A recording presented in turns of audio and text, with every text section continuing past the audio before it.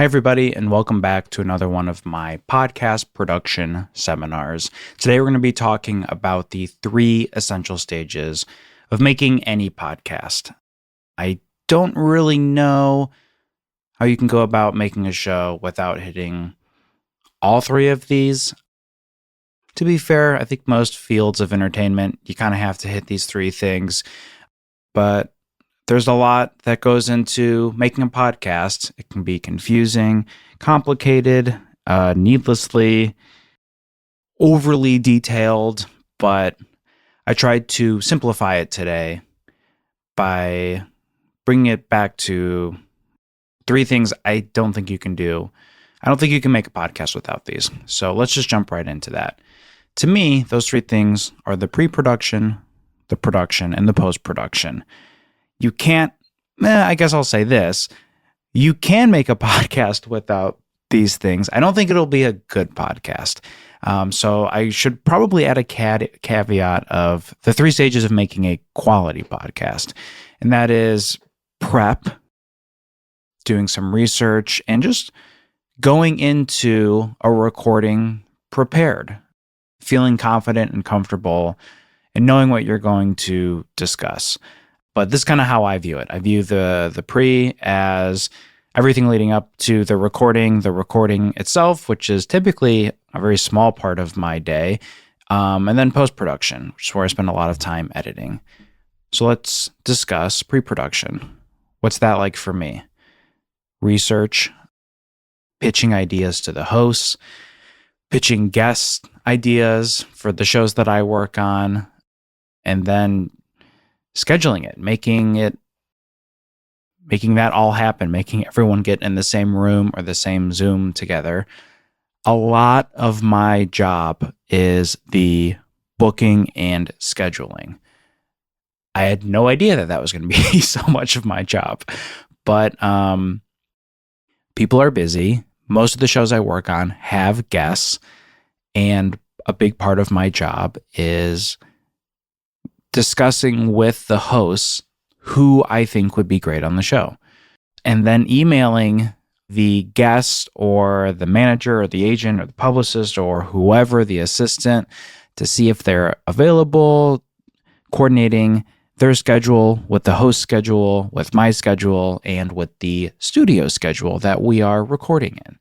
So booking, if you're interested in podcast producing, a huge part of it, if your show has guests, is figuring out when the guests are available, when your hosts are available.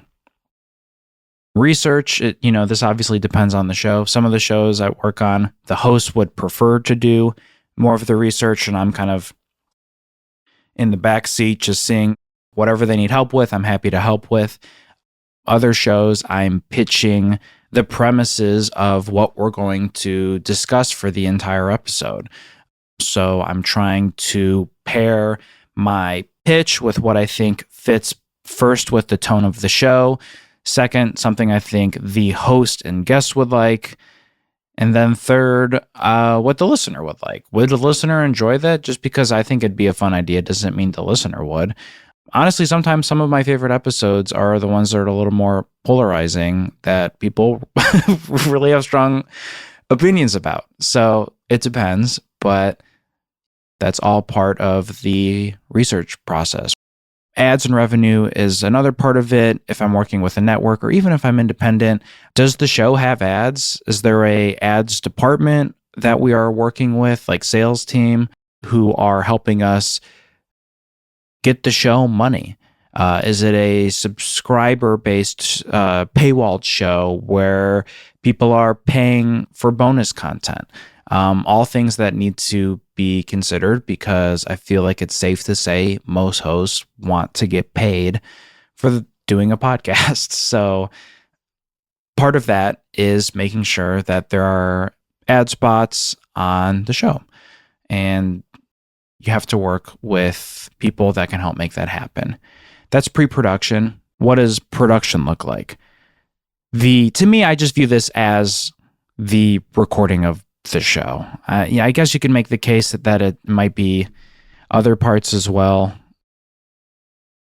I guess like for a TV show, they probably view production as like it's when it's filming. And so I kind of view it as like when we're recording, like the actual recording of the show.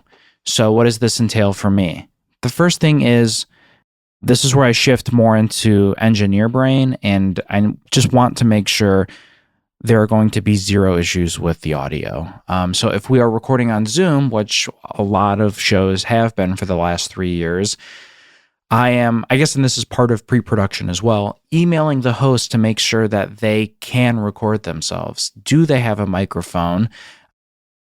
If not, do they have at least a voice memo that they could just put on a tissue box or a stack of books in front of them, and then we could use that? Like, that can be often much cleaner audio than a Zoom backup recording or just the Zoom's recording itself. So just coordinating with the guests to make sure that we have everything locked and loaded to record. There's going to be zero issues with audio. Also, another super important thing if you are recording on Zoom is making sure that you have that backup recording going and you're not just relying on everyone to be able to locally record their own audio, because it will not take you long to discover a host, a guest, or even yourself. Something happens and you lose the audio. So having the backup enabled is one of the more comforting parts of recording any podcast, is just knowing that the mics, if anything were to happen, you have a backup that you can use.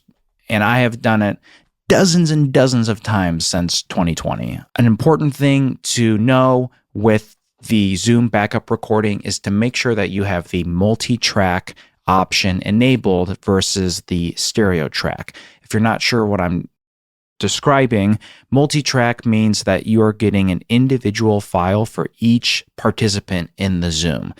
So if you have 5 people on the Zoom and only one person's audio gets screwed up, you can use just their Zoom audio for them and everyone else's local recorded audio where they were recording their own microphones and they didn't have any issues.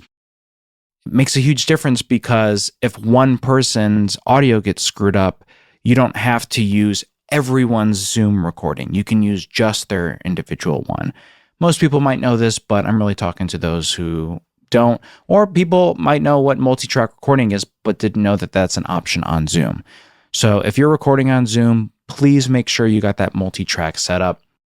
Make sure you are recording it to your computer versus to the cloud. I've had issues with cloud recordings before. Rogue Internet screws it up. Try to record it directly to your computer. What else? Clean up before you leave. It's an obvious thing, but you would be shocked at the amount of very nice people who leave a place a complete mess when they leave. They don't clean up after themselves at all, and it's really shitty to just assume someone else will do that. Don't assume other people will do that. If you are recording in a studio and you had a coffee and a sparkling water or a snack or whatever, just take that stuff. I didn't know I would sound like I'm talking to a child, but it, again, is worth being said. If you're in a studio, make sure the place looks nicer than you left it. I know this is kindergarten teacher Kevin, but you don't forget when people leave places messy. Those are kind of the essentials. Make sure, I guess more on the producer side, make sure your hosts and guests and everyone just feels comfortable going into that recording. Even when you have on an impressive get and you're nervous, is there anything you can do to help ease any sort of stress?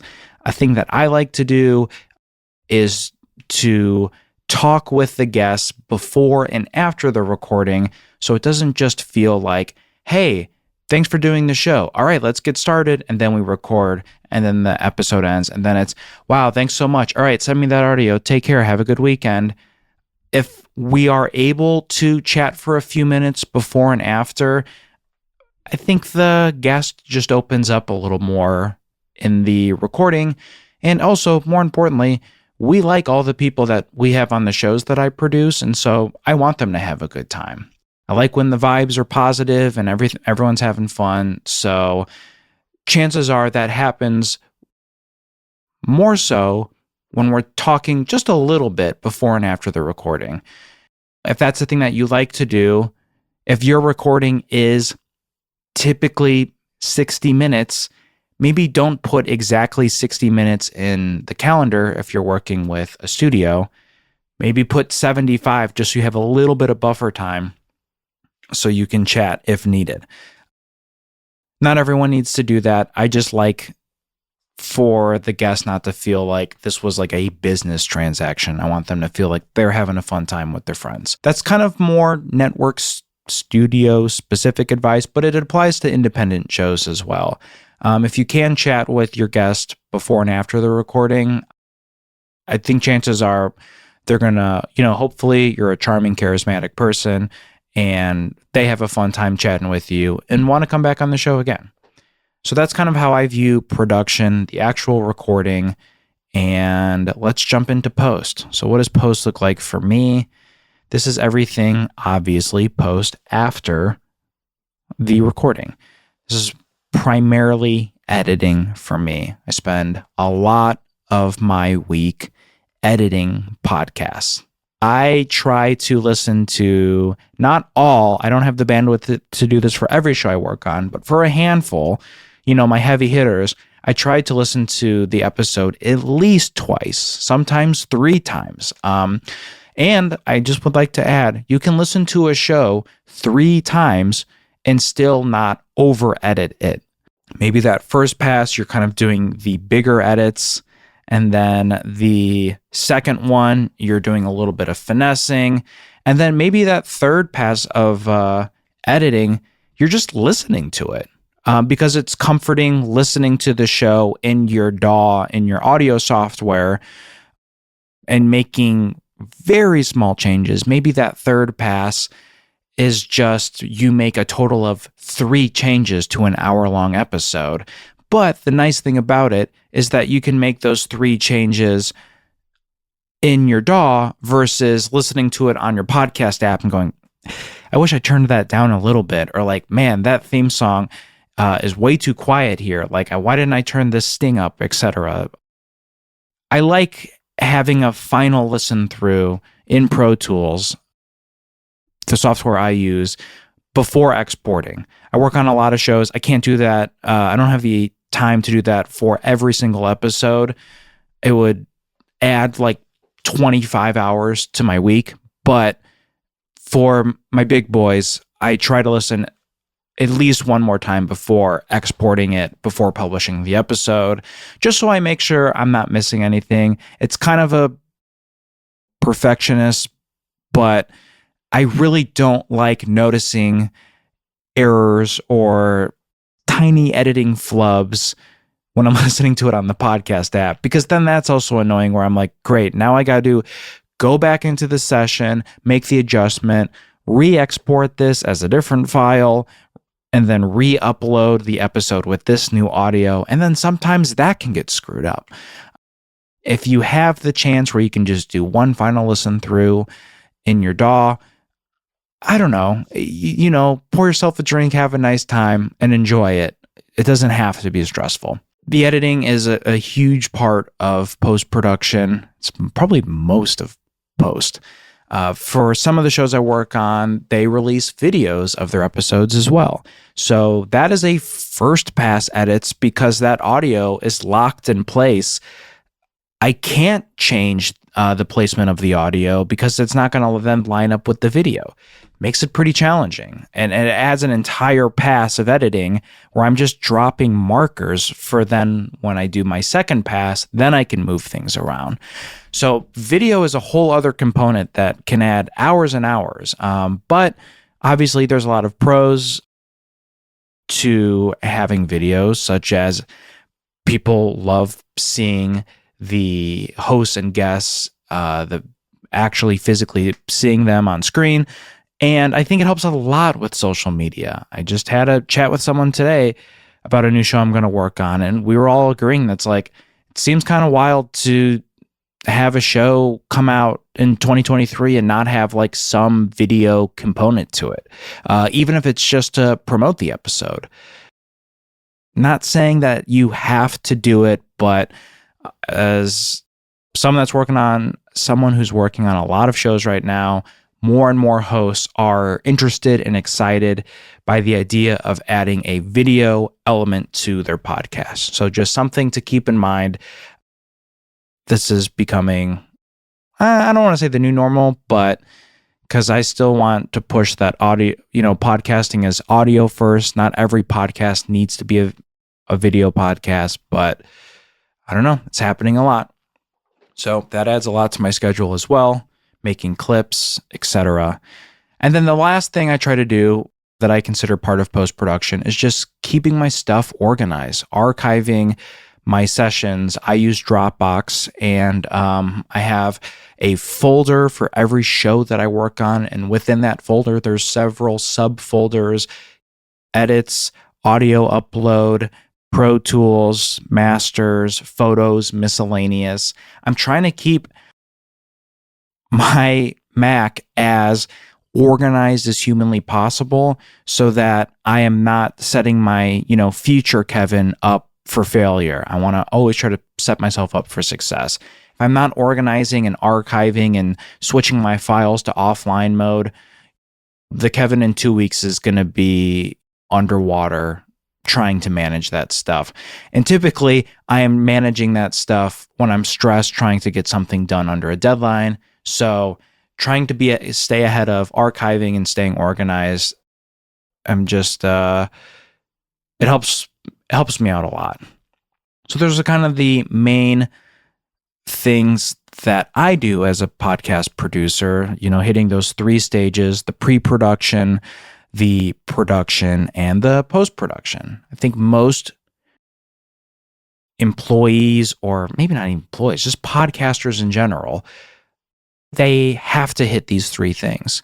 So let me know if there's anything I missed. There's a bunch of other stuff that I do that I don't think I covered. I try to just keep this general, and also dive a little deeper into each one of those 3 categories. So are there things that, you do as a podcaster, as an editor, as a host, as anything in this field that you find helpful in these 3 stages? Maybe something that changed the game for you?